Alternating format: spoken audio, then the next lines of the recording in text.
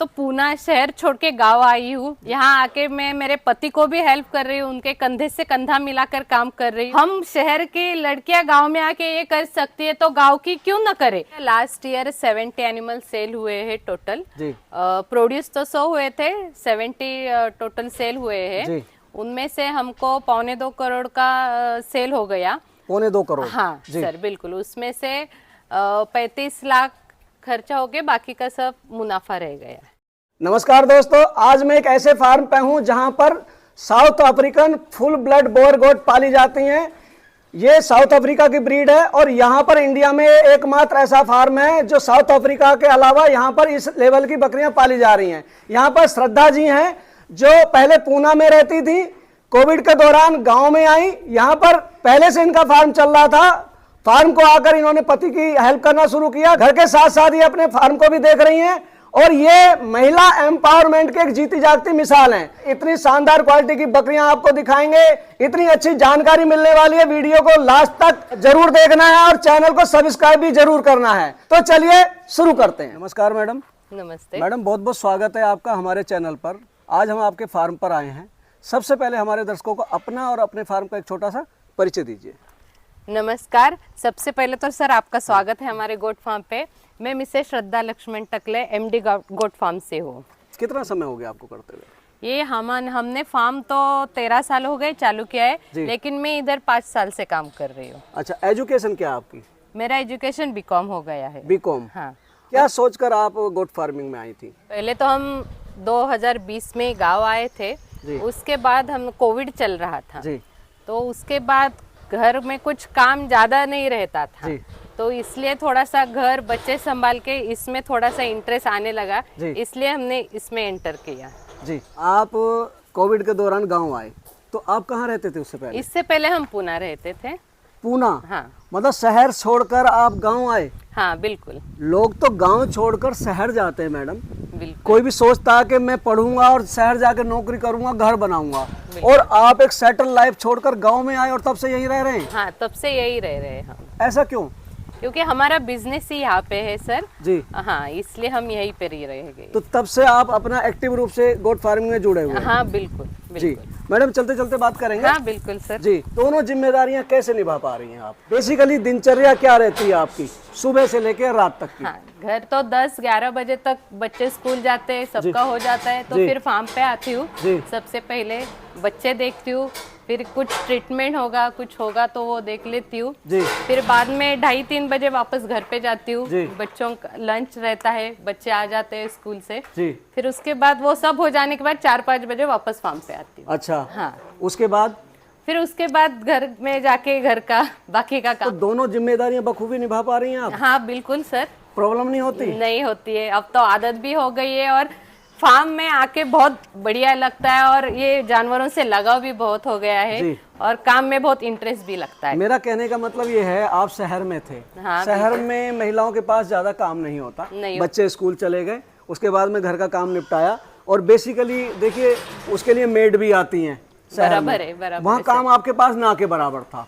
यहाँ सारा आप घर संभालती हैं। हाँ। बच्चों का टिफिन तैयार करना, स्कूल भेजना, उसके बाद फार्म पर आना, फार्म पे आके सारी जिम्मेदारी, फिर दोपहर में लंच बनाना, फिर शाम को आना, फिर रात को जाके खाना बनाना। आपको ऐसा नहीं लगता कि कहाँ फंस गई, मैं शहर में थी वहाँ? नहीं, बिल्कुल भी नहीं सर, ऐसा लग रहा है क्योंकि पूना में तो ज्यादा काम ही नहीं था। जी। उधर मेड वगैरह थी जी, इसलिए। और इधर क्या है ना सर, ये जानवरों को बहुत लगाव रखा है, तो इसलिए इधर आके बहुत अच्छा लगता है। फिर ये इधर गाँव में नेचुरल ये सब ये क्लाइमेट है और सब खाना वगैरह ऑर्गेनिक है। शहर से बहुत बढ़िया लगता है इधर। जी हाँ। इतनी शानदार heavy weight south African full blood की बोअर गोट पाली हुई है आपने, और वजन भी देखो 1-1 क्विंटल का वजन है एक बकरी का। इतनी महंगी ब्रीड पालने की क्या वजह रही? एक तो है ना सर, ये बकरी हर जगह पे सरवाइव करती है। राजस्थान हो, जम्मू कश्मीर हो, तो जहाँ पे कोल्ड हो, ज्यादा हीट हो, उधर सब जगह वो सरवाइव करती है। और रेगिस्तान हो या साउथ अफ्रीका में तो हॉट कोल्ड दोनों ही रहता है, तो उस जगह पे भी बहुत सरवाइव करती है अच्छे तरह से। इसकी ह्यूमिनिटी पावर भी बहुत अच्छी है। वो दिन में 250 से 300 ग्राम वजन बढ़ाती है जी। तो ये ज्यादा हो रहा है वेट गेन, तो इसमें से प्रॉफिट भी तो अच्छा मिलेगा थोड़ा फार। तो यही वजह रही आपकी हाँ, चूज यही करने वजह की। रही चूज करने की। अच्छा दोस्तों, मैं आपको दिखाऊं, आप पीछे देख रहे हैं, ये सारे इनके जो इन्होंने वर्कर रखे हैं उनके लिए डेडिकेटेड रूम बनाए हुए, रूम नंबर 1, रूम नंबर 2, आप देख रहे हैं लिखा हुआ भी है रूम के ऊपर। और इन्होंने सारी पैलेट बनाने की मशीनरी भी रखी हुई है, बिल्कुल लेटेस्ट तरीके से ये कर रहे हैं। इवन जो हरा चारा और सूखा चारा को मिला के उसकी पैलेट्स बनाकर भी अपनी बकरियों को खिलाते हैं। अभी मैं देख रहा हूँ इतने सारे बकरे और बकरियां आपके पास हैं। अभी टोटल नंबर ऑफ एनिमल कितने हैं आपके फार्म पर? टोटल छोटा बड़ा सब बकरे बकरियां मिला के 180 के करीब है। 180। हाँ। और जो ब्रीडिंग की बकरियां हैं, हाँ। वो कितनी हैं और कितने बच्चे प्रोड्यूस कर लेते हैं आप एक साल में? हाँ, हमारे पास अभी तो 50-60 ब्रीडिंग, खाली ब्रीडिंग की बकरियां है। जी। तो एक साल में हम 150 तो 200 बच्चे लेते हैं उनमें। जी हाँ, उनमें से। हमारे दर्शकों को आपका फार्म भी दिखाना चाहेंगे, किस तरह से आपने फार्म बनाया हुआ, कैसे कैसे सेक्शन बनाए हुए हैं, थोड़ा सा एक्सप्लेन कीजिए इस बारे में। बिल्कुल सर। अच्छा, अभी हम यहाँ देख रहे हैं ये आपने सेक्शन बनाए हुए हैं और बकरियां बैठी हुई हैं बच्चों के साथ, इसके बारे में थोड़ा बताइए। ये जो बकरियां है सर, ये बच्चे दिए हुए बकरियां है। जी। इनके डिलीवरी हो जाता है तो ये बच्चे और बकरियां ये सेक्शन में रहते हैं। अच्छा। हाँ। कितने दिन तक रखते हैं इसमें आप बकरी को? इसमें हम 2 महीने तक रखते हैं। 2 महीने तक। हाँ। अच्छा, उसके बाद में ये मैं देख रहा हूँ बाहर ये लगे हुए हैं, ये क्या है? इसमें बकरियों को खाना डालते हैं सर। अच्छा, आपने बाहर से लगाए हुए हैं? हाँ, ये? बाहर से लगाया हुआ है ताकि अंदर से बच्चों को लगे ना और बकरी इधर से आसानी से खा सकती है। और ये आपने प्लास्टिक सीट लगाई हुई है? हाँ, प्लास्टिक से। और ग्राउंड से 1 फुट ऊपर रखा हुआ हाँ, है। बिल्कुल। ये प्लास्टिक सीट लगाने की क्या वजह है? इससे सर वो बच्चों का पैर वगैरह नीचे नहीं जाएगा और वो नीचे की जो गंदगी बास होती है, हाँ। उससे वो बच्चा बीमार ना पड़े। और मेंगनी भी नीचे निकल जाती है? हाँ, वो भी निकल जाती है। जी। हाँ। ये वाला देख रहा हूँ मैं, ये बड़ा वाला प्लेटफॉर्म बनाया हुआ आपने, बहुत स्पेस है इसमें। हाँ, आई थिंक 25 बाई 10 का है 10 का है। ये हाँ। किन बकरियों के लिए है? नहीं, ये बच्चों के लिए है सर। अच्छा, ये बच्चों की नर्सरी बनाई हुई है आपने? नर्सरी बनाई। अभी ये माँ के बच्चे इधर सेपरेट जब हो दूध जाएंगे। पीना बंद करेंगे हाँ। तो आप फिर इधर ले आएंगे उनको? इधर छोड़ेंगे, फिर खाली 2-3 टाइम इधर छोड़ेंगे दूध पिलाने के लिए। मतलब दूध पिलाने के लिए बकरी के पास हाँ। जाएंगे, उसके बाद में फिर ये यही इधर रहेंगे? रहेंगे। जी। हाँ। अच्छा मैडम, आपने ये यहाँ से वहां तक कॉरिडोर है और उधर सेक्शंस बने हुए हैं। हाँ। ये कॉरिडोर की चौड़ाई क्या है? ये कॉरिडोर की चौड़ाई करीबन 4 फुट होगी सर। 4 फुट है। हाँ। और आपने कॉरिडोर से भी, ये दोनों सेक्शन के बीच में भी कॉरिडोर दिया हुआ है। आई थिंक 6 फुट के आसपास ये कॉरिडोर है। हाँ, बिल्कुल। ताकि उधर से फीड डाल सके आप और इधर से फीड डाल सके, है ना? बराबर है। और यहाँ पर भी हम देख रहे हैं बकरियां बच्चों के साथ हैं। हाँ। ये 2 बच्चे इसके साथ हैं, मतलब 2 बच्चे दिए हैं इसने। हाँ, बच्चे कितने दिन के बच्चे हैं ये? ये 1 हफ्ते भर के बच्चे होंगे सर। 1 हफ्ते के हैं। हाँ। दोनों मेल हैं? हाँ, एक मेल फीमेल है। अच्छा, एक मेल है एक फीमेल है। हाँ। और देखिए वहाँ बच्चे दूध पी रहे हाँ, हैं, मतलब दूध पिलाने का समय है बच्चों को। हाँ। माँ खड़ी है और बच्चे दूध पी दूध रहे हैं। पी रहा है। तो ये कितने सेक्शन है यहाँ से वहां तक? आई थिंक 10 के आसपास है, है 10, ना? हाँ। 10 इधर है, 10 उधर है। मतलब 20 बकरियां एक साथ भी ब्याह लें तो पूरा अरेंजमेंट है उनके हाँ, लिए, बिल्कुल बच्चों के लिए। और बीच में आपने नर्सरी दी हुई है। नर्सरी दी हुई। जी। अच्छा, ये भाई लोग कुछ कर रहे हैं, क्या कर रहे हैं ये? हाँ, ये वो जो छोटे बच्चे हैं, इनका अभी गर्मी है इसलिए थोड़ा सा टेम्परेचर चेक कर रहे हो उनका। अच्छा, मतलब कहीं, मतलब जैसे छोटे बच्चे को गर्मी में टेम्परेचर मेंटेन करने की कैपेसिटी नहीं होती, वो देख रहे हैं कोई किसी को कोई परेशानी तो नहीं है? परेशानी ना हो इसलिए। जी जी जी। ये शेड के ऊपर किसने लगाया हुआ है? और लाइट भी आ रही है नेचुरल ऊपर से? हाँ, नेचुरल लाइट, वो ऊपर का हीट होता है वो आता है और नीचे का वो जो बकरियां ये पेशाब वगैरह करता है, हाँ। वो हवा से ऊपर से वो निकल जाता है। जो ये इनकी साइलेंस। स्मेल है हाँ, मेंगनी की, हाँ। और जो इनके यूरिन की स्मेल है, वो अगर और गर्म हवा है वो ऊपर चली जाए, इसके लिए लगाए हुए हैं आपने। हाँ, और बिल्कुल मतलब सर। ठंडी हवा तो हमेशा नीचे आती है, हाँ। गर्म हवा ऊपर जाती है, बराबर। ताकि हवा का आदान प्रदान अच्छी तरह से रहे, रहे। उस वजह से आपने लगाए हुए हैं। हाँ, बिल्कुल सर। और क्या रहता है ना, जी। ये ऊपर चले जाए, ज्यादा गंदगी नहीं रहेगी तो बच्चे भी बहुत कम बीमार पड़ते हैं। जी। अच्छा, अगला सेक्शन आ गया ये। इसमें ये आपने प्लेटफॉर्म बनाया हुआ है, 6 इंच ऊंचा है। हाँ। सीट लगी हुई है, ये लगाने की, एक ये है एक वो है। हाँ। और ये आराम नीचे कर रहे हैं और एक वो भाई साहब बैठे हुए हैं उसके ऊपर, है ना? बिल्कुल। हाँ। तो ये कौन से बच्चे हैं आपके, मेल है फीमेल है? नहीं, ये पूरे फीमेल सेक्शन है। हाँ। मेल सेक्शन है, सॉरी। ये और ये हाँ। और ये प्लास्टिक शीट जो है वो उनको बैठने के लिए है। अच्छा, ये भी उसी वजह से कि गीले में ना बैठे, हाँ, सूखे में बैठे। सूखे में बैठे, यही वजह है ना? हाँ, बिल्कुल। अच्छा मैडम, अभी और एक अगला सेक्शन नजर आ रहा हमें, यहाँ पर कौन से बकरे हैं? यहीं पे ही सब full blood South African male है सर। अच्छा, ये मेल सेक्शन है सारा? हाँ, ये पूरा मेल सेक्शन है। जी। 1 2 3। हाँ। यहाँ पर ये 21 नंबर लिखा हुआ, कंपार्टमेंट 21। हाँ। मतलब आपने कंपार्टमेंट नंबर डाले हुए हैं ताकि पता रहे कि कौन से सेक्शन की गोट है। और मतलब उसमें इजीली है, अगर मतलब आपके हेल्पर को पता रहता है कि किस सेक्शन में है। हाँ, और मेंटेन कुछ रिकॉर्ड भी मेंटेन करना पड़ता है, लिखना पड़ता है। कोई बीमारी हो, दवाई देना हो तो वो मेंशन करते हैं हम डायरी में, कंपार्टमेंट नंबर 21 का ये बकरा है और इसको ये हुआ है, इतना टेम्परेचर है, तो वो हिसाब से उसको लगातार 3 दिन ट्रीटमेंट करना पड़ता है। अभी मैं देख रहा हूँ ये फीड चल रहा है, ये फीड खा रहा है गोट। हाँ, ठीक है। हाँ। और टैग भी लगा हुआ है इसके ऊपर। हाँ, बिल्कुल ये सर। टैगिंग किस लिए करते हैं आप इनकी? 24-40 है जी। तो ये 2024 का 40वां बकरा है। अच्छा, मतलब 2024 में भी 40वीं बर्थ हुई। हाँ। तो इस तरह से आप मेंटेन करते हैं कि उसका रिकॉर्ड उसके सामने दिख रहा है कि कब की बर्थ है इसकी, है ना। बस रजिस्टर में देखना 40वां किस डेट को ये पैदा हुआ था, कितना वजन था और अब कितना वजन है। बिल्कुल सर। अभी मैं देख रहा हूँ ये चारा चल रहा है। ठीक है मैडम, ये सूखा चारा है। ये कौन सा चारा है ये? अरहर का। अच्छा, अरहर का आपके महाराष्ट्र में इसको तुअर भी बोलते हैं, है ना। हाँ। हमारे उत्तर प्रदेश या नॉर्थ इंडिया में से अरहर बोला जाता है। बरोबर तो उसका चल रहा है। अच्छा, चारे से याद आया, चारे में और दाने में कब कब क्या क्या दे रहे हैं, थोड़ा सा हमारे दर्शकों को इस बारे में बताएं। हाँ सर, बिल्कुल बताएंगे जी। हम सुबह जो कॉन्सेंट्रेट फीड देते हैं। कॉन्सेंट्रेट मतलब दाना? हाँ, दाना, मकई का दाना आता है। बड़ों को पूरा मकई का दाना आता है और पेंड रहता है, और बच्चों को, छोटे बच्चे रहते हैं, उनको पीस के मकई का दाना देते हैं। अच्छा, उनको दलिया करके दलिया करके देते हैं, मतलब 4-5 टुकड़े बना के, ताकि बच्चा आराम से खा सके। बराबर है ना। तो सुबह आप कंसंट्रेट देते हैं? कंसंट्रेट देते हैं। फिर 10 बजे ये अरहर का भुस्सा देते हैं। हाँ, फिर नीचे हमारी लैंड है, उसमें से हरा चारा सब कटा के लाते हैं जी।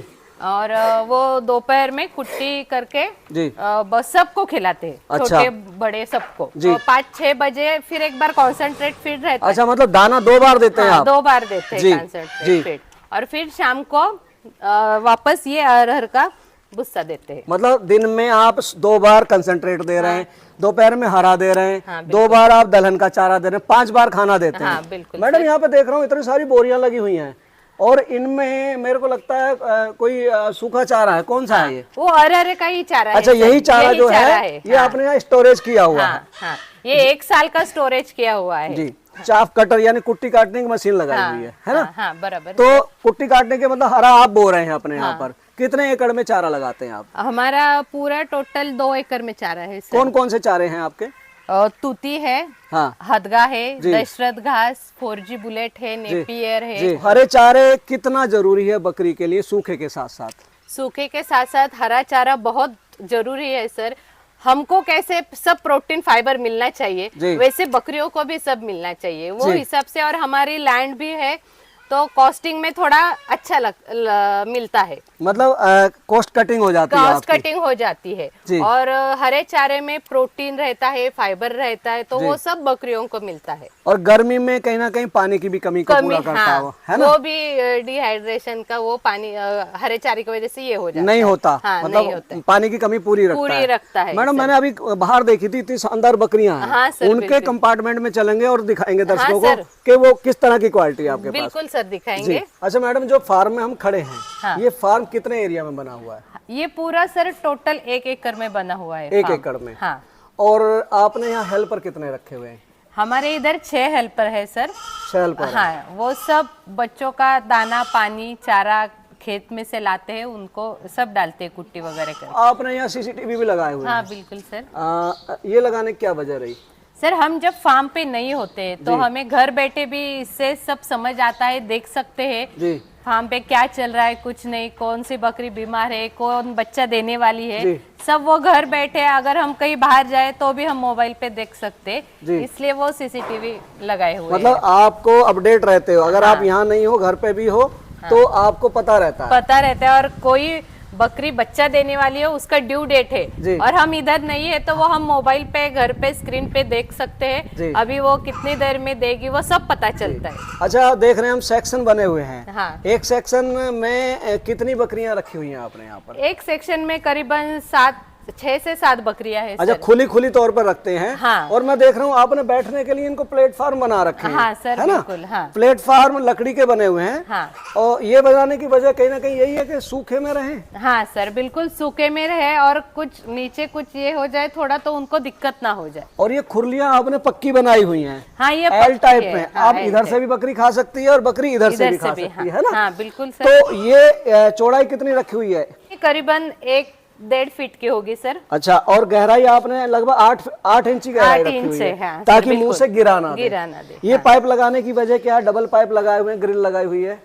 ये सर इससे बाहर ना आ जाए इसलिए। अच्छा, इसमें ना आ जाए। हाँ, इसमें। क्योंकि गंदा ना करें गंदा ना करे और इससे वो बाहर भी आती है। इसके मुंह करके आराम से खा लेंगी ये। खा लेती है सर। है ना? हाँ, हाँ बिल्कुल। ये कॉरिडोर आपका लगभग 3 फुट का रखा हुआ है। हाँ, ये 3 इधर भी फुट का है। खुरली बनाई हुई है, ऐसे करके डालते चले जाएंगे। हाँ। और इधर भी बनाई हुई है, ऐसे करके डालते चले हाँ, जाएंगे। बिल्कुल सर। एनिमल पैर नहीं काटेगा, नहीं, है ना? नहीं सर, बिल्कुल नहीं। यही वजह है ना? हाँ। और मैं देख रहा हूँ आपने सफाई, आप देख रहे हैं ना भैया, दिखाओ जरा कितना साफ सुथरा कॉरिडोर हाँ, रखा हुआ है। हाँ सर, बिल्कुल। तो कितनी बार सफाई कराते हैं? ये दिन में 2 बार सफाई होती है सर। दिन में 2 हाँ, बार। ये क्या है ना सर, सफाई जितना रखो उतना बकरियों के हेल्थ के लिए अच्छा होता है। हाँ। मैं एक चीज और देख रहा हूँ, आपने ये पानी के वो रखे हुए हैं, टब रखे हुए हैं भर के। हैं, और हाँ। जमीन से ऊंचाई पर रखे हुए हैं, हाँ, ताकि सर। नीचे से गंदा ना करे, हो, है ना? हाँ, हाँ। और सब जगह टैप लगाए हुए हैं आपने, हाँ, हाँ। ताकि ताजा पानी हर रोज मिले उनको। इन बर्तनों की सफाई रोज होती हाँ, है? रोज होती है सर। वो हर रोज उसमें से पहला पानी निकाल जी। के साफ करके फिर दूसरा पानी और डालते हैं। खुरली में जैसे ये बच जाता है कुछ, इसकी भी डेली सफाई कराते हैं? हाँ, ये डेली होता है सर। जी। सफाई 2-3 बार डेली सफाई होता है इसका। जी। हाँ। हमारे पीछे ये किड्स सेक्शन है। हाँ, ये सर। बच्चे हैं। हाँ। किस एज ग्रुप के बच्चे हैं? और नंबर भी पड़ा हुआ है इस पर, 13 नंबर। हाँ, 13 तो नंबर ये है। नंबर की क्या वजह डालने की? ये अभी उनकी माँ जो है जी। अभी एक साथ बहुत सारी बकरियां डिलीवरी हुई, 14 गोट्स डिलीवर हुई थी। जी, जी। इसलिए वो बकरी को जो नंबर है वो उनको बच्चे का डाला है, तो हमारे हेल्पर को समझ आए पीने छोड़ने के टाइम हाँ, पे कि ये किसका 13 नंबर है। बच्चा 13 नंबर बकरी का है। ऐसे हाँ है ना? सर, बिल्कुल, क्योंकि ये है ना सब एक सार के दिखते हैं। जी। एक हाँ, जी, तो जी। इसलिए वो कंफ्यूज ना हो। और बकरियां भी क्या करते हैं ना, पीने के लिए लेते नहीं है बच्चे, जी। दूसरा हो तो जी। इसलिए। बच्चे खाना खा रहे हैं। हाँ सर। सूखा चारा खा रहे हैं। हाँ। कुछ आराम कर रहे हैं। बिल्कुल। और ये दोनों खेल रहे हैं। बैठने के लिए आपने इनके लिए भी प्लेटफॉर्म बनाया हाँ, हुआ है ना? बिल्कुल बिल्कुल सर। ताकि गीले में ना बैठे, गीले में सूखे ना में बैठे, बैठे। सूखे में बैठे। हाँ जी। अच्छा मैडम, आपका जो ये मॉडल है, हाँ। जिसमें अभी हम खड़े हैं, हाँ। ये कौन सा मॉडल है?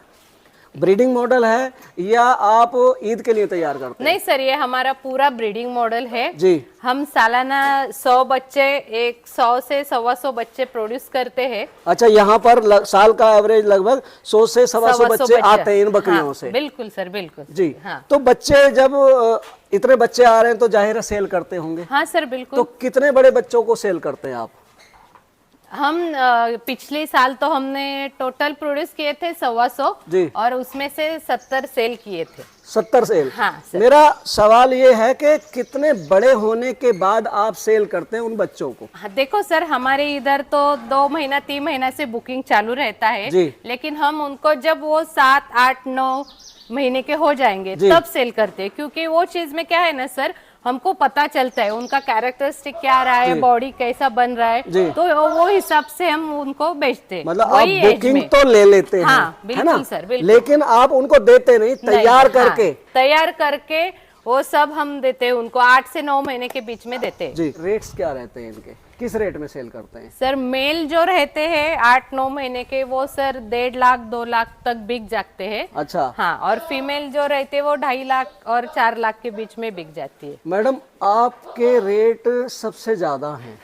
मैंने अभी तक इतने महंगे लोगों के कमेंट भी आएंगे कि इनके गोट महंगे, क्या वजह है आपके गोट महंगे होने की? सर देखो, ये तो पहले महंगे गोट नहीं है। हाँ। इससे भी ज्यादा महंगे है बाहर। अच्छा। और ये जो ब्रीड है, ये एक तो साउथ अफ्रीका में मिलेगी, नहीं तो हमारे इधर मिलेगी। जी। हम जेनेटिक्स बेचते हैं, ये कोई मीट पर्पस के लिए जाता नहीं है, इसलिए इनका रेट ज्यादा है। अच्छा। मान लो आपके पास इंडियन बकरी है कोई भी, उससे हमारा ब्रीडर लेके जाओ, वो क्रॉस करो और उससे जो बच्चे आएंगे उसको आपको 30-40% ज्यादा वेट गेन मिलेगा। अच्छा, मतलब वो बच्चे जो हैं वजन उनका ज्यादा, मीट प्रोड्यूसिंग ज्यादा होगा हाँ उससे। सर बिल्कुल। और वो जो आप मीट प्रोड्यूस करेंगे बाहर बेचेंगे तो उसमें भी आपको ज्यादा मुनाफा आएगा। जी। जो हमारे एग्जिस्टिंग कस्टमर है वो हमारे यहाँ से ले जाके ब्रीडर उनमें से क्रॉस करा के उससे बहुत ज्यादा अच्छे बच्चे प्रोड्यूस करते हैं और उनको भी वेट गेन ज्यादा अच्छा मिलता है।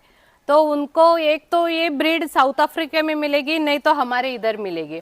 और हम ओनली जेनेटिक्स बेचते हैं सर। अच्छा मैडम, इतनी महंगी ब्रीड के आपके बायर कहाँ, कौन कौन है और कहाँ कहाँ आप माल भेजते हैं अपना? सर हमारा ऑल ओवर इंडिया में सेल होता है जी। सब। हाँ, लोग आके फोन पे बुक करते हैं, वो लेके जाते हैं। मानो कि बाहर के आंध्र प्रदेश, कोलकाता, पश्चिम बंगाल सब जगह जाते हैं हमारे। जी। हाँ, और वो उधर वो बहुत अच्छे से परफॉर्म करते हैं। जी। और मैं आपको ये बात बताना चाहूंगी, जम्मू कश्मीर तो बहुत ठंडा है जी। लेकिन उधर हमारे जानवर गए लेकिन उधर भी बहुत अच्छे तरह से परफॉर्म कर रहे हैं। जी। हाँ, कोई दिक्कत नहीं, कोई बीमारी नहीं है, कुछ भी नहीं है उधर भी उनको। जी। हाँ। अच्छा मैडम, फार्म पर जब आप आती हैं आपकी क्या दिनचर्या रहती है? सर मैं पहले जो आती हूँ तो सबसे पहले वो छोटे बच्चे हैं उधर उनको देखती हूँ, जी। क्योंकि वे छोटे तो उनको खाली टेम्परेचर होता है तो वो देखना पड़ता है। बाकी का सब टोटल फार्म देखती हूँ, जी। सब एनिमल पे नजर डालती हूँ। कोई दाना नहीं खाया है, खाना नहीं खाया है तो वो तुरंत पता चलता है। अच्छा। वो मुंडी नीचे करता है, मुरझा के बैठता है ऐसा। जी, जी। तो उनका टेम्परेचर लेने का, उनको इंजेक्शन है कौन सा वो लगवाने का, तो वो उनका हर रोज का रूटीन है, वो चलता रहता है फिर। लास्ट ईयर आपने कितने बच्चे या बकरियां या बकरे सेल किए और कितने के सेल किए? सर हमारा लास्ट ईयर 70 एनिमल सेल हुए हैं टोटल। जी। प्रोड्यूस तो 100 हुए थे, 70 टोटल सेल हुए हैं। जी। उनमें से हमको 1.25 करोड़ का सेल हो गया। 1.25 करोड़? हाँ सर बिल्कुल। उसमें से 35 लाख खर्चा हो गया, बाकी का सब मुनाफा रह गया। अच्छा, मतलब एक बहुत अच्छा अमाउंट है। मतलब 1.25 करोड़ में 35 लाख आपने फीड में खर्च हुआ। हाँ, वो सब फीड, इलेक्ट्रिसिटी, हाँ। इनका लेबर, जी। हाँ, मेडिसिन वगैरह, उनमें से बाकी का तो ये खर्चा हुआ। 1,40,00,000 रुपया एक बहुत अच्छा, बहुत अट्रैक्टिव अमाउंट है सर। जी। मतलब आप शहर में भी शायद इतना अच्छा ना कमा पाते जितना यहाँ कमा रहे हाँ हैं। सर बिल्कुल सर। हमारी वजह से ये हमारे हेल्पर है उनको रोजगार मिल गया है। जी। जो कि गांव से शहर जाके नौकरी नहीं करनी है, जी। उधर हम खुद काम नहीं करना है, तो इधर आके खुद काम करके दूसरों को रोजगार देना है। जी। दूसरों को हमारे वजह से पैसा मिलना चाहिए। जी। तो उनकी भी तो हमको दुआ ही मिलेगी। जी। जो हमारी माताएं बहनें या कोई नौजवान जो इस काम में रुचि रखते हैं और करना चाहते हैं, देखिए आप एक सफल महिला हैं। हाँ वुमेन एम्पावरमेंट की एक जीती जागती मिसाल हैं आप। बिल्कुल सर। एक मैसेज दीजिए कि किस तरह से शुरू करें, उनकी इच्छा करने की, लेकिन कहीं ना कहीं एक हिचकिचाहट रहती है कि मैं कैसे करूं। हाँ, पहली बात तो सर मैं तो पूना शहर छोड़ के गाँव आई हूँ। जी। यहाँ आके मैं मेरे पति को भी हेल्प कर रही हूँ, उनके कंधे से कंधा मिलाकर काम कर रही हूँ और मुझे बहुत अच्छा लगा इधर आके। जी। जो पूना में नहीं होता है वो इधर आके मुझे सब मिला, ऑर्गेनिक फूड्स वगैरह, वेजिटेबल्स।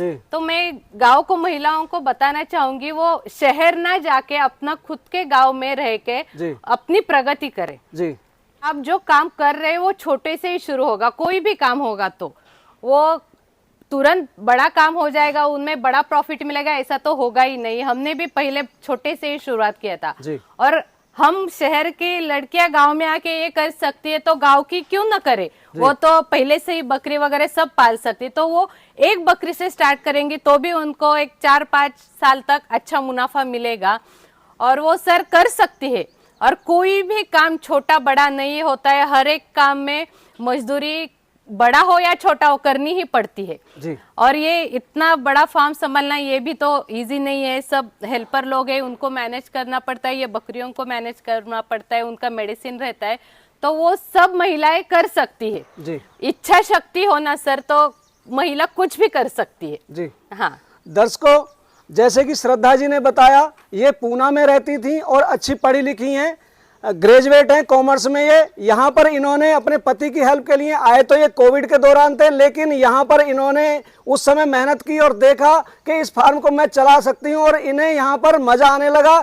मजा एक बड़ी बात है कि आप जब गांव में रह रहे हैं और एक अच्छा खासा अट्रैक्टिव अमाउंट आप कमा रहे हैं, तो अब हम क्यों जाते हैं शहर में? पैसा कमाने के लिए जाते हैं। ये शहर से यहाँ आए क्योंकि यहाँ भी अच्छा खासा पैसा था, तो ये शहर नहीं गए। मेरा कहने का मतलब ये है कि जो माताएं बहनें या हमारे बेरोजगार नौजवान इस काम को करना चाहते हैं, वो दूसरों से रोजगार ना लें। कई बार गांव का नौजवान पढ़ लिख कर ये सोचता है कि मैं जाऊं और मुझे कुर्सी वाली नौकरी मिल जाए। कुर्सी वाली नौकरी इतनी आसान नहीं है, उसके लिए कुर्सी के लिए मेहनत करनी पड़ती है, कुर्सी कमानी पड़ती है। जैसा कि इन्होंने बताया कि ये जो किट्स और सेल कर रहे हैं, ये मीट के लिए नहीं सेल कर रहे हैं, ये जेनेटिक बेचते हैं, ये क्वालिटी बेचते हैं। मान लिया आपका फार्म में आप फेलियर हुए और देसी या इंडिजिनस जो ब्रीड है उसमें उतना अच्छा प्रॉफिट नहीं कमा पाते, इनसे एक ब्रीडर लें आप, उससे अपने फार्म को शुरू करें। आप 50-60 बकरियां उनसे क्रॉस कराएं, बच्चे वेट लेके आएंगे, अच्छा वेट गेन करेंगे, आपका प्रॉफिट बढ़ेगा। क्योंकि खुराक तो दोनों बकरियों की एक जैसी ही है। आप पैसा शुरू में जरूर चुभेगा आपको कि हमने इनसे ब्रीडर लिया महंगा, लेकिन वो आपको 5 साल प्रोडक्शन देगा, उससे आपकी आर्थिक स्थिति बदल जाएगी। दोस्तों, हमारा इस वीडियो को बनाने का मकसद यह है कि हम एक महिला एंटरप्रेन्योर की कहानी आपके सामने लाएं, ना कि आपको यह प्रेरित करना कि आप जरूरी गोट फार्मिंग करें। हम कभी नहीं बोलते कि आप ये काम करें। अगर आपको लगता है आपके यहाँ मार्केट है और आप कर सकते हैं, और आप 100 फार्म विजिट करें, नहीं कोई जल्दी नहीं है फार्म शुरू करने की। इस काम में बहुत मेहनत है, ये ना समझें कि ये पीस ऑफ केक है। इन्होंने बहुत मेहनत की, कोई एक दिन में इन्होंने इतना बड़ा एम्पायर शुरू नहीं किया, इन्हें एक अच्छा खासा समय लगा इस काम को करने में। तो ये थी हमारे साथ में श्रद्धा जी, जिन्होंने आपको अपने South African full blood Boer goat farm के बारे में इतनी अच्छी जानकारी दी, हमारे सवालों के बड़ी ईमानदारी से जवाब दिए, अपना फार्म विजिट कराया, एक छोटी से छोटी जगह भी इन्होंने हमें सर्च कराई। वीडियो को लाइक करें, अपने दोस्तों को जिनको इस काम में रुचि है उन्हें शेयर करें, व चैनल को सब्सक्राइब करें। मिलेंगे जल्दी एक नई और इंफॉर्मेटिव वीडियो में, तब तक के लिए जय जवान जय किसान।